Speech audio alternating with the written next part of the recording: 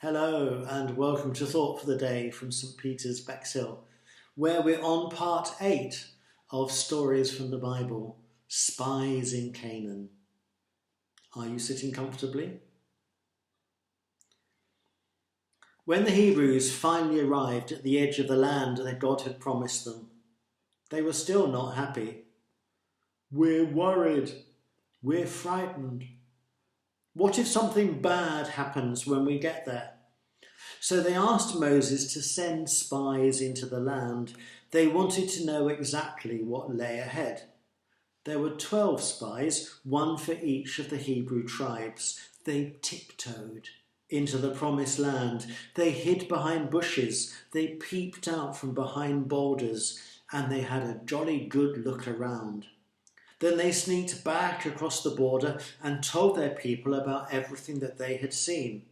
At first, their report sounded good. The land is wonderful. There's loads of food. Just look at the size of those grapes.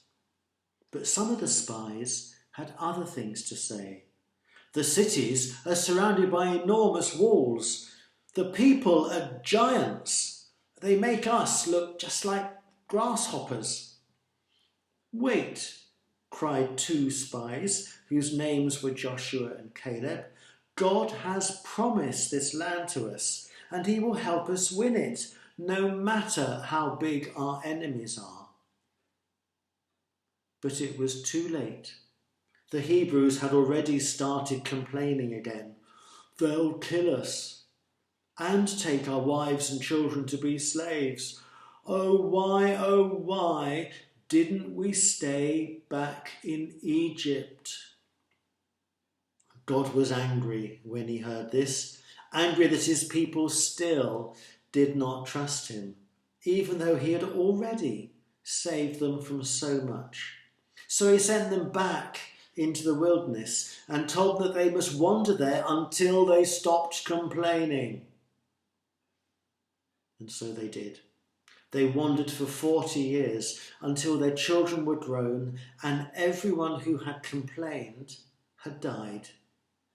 Everyone except Joshua and Caleb, the 2 spies who had trusted God. At long last, it really was time for God's people to stop wandering in the wilderness. So Joshua and Caleb led the Hebrews across the Jordan River and into the promised land.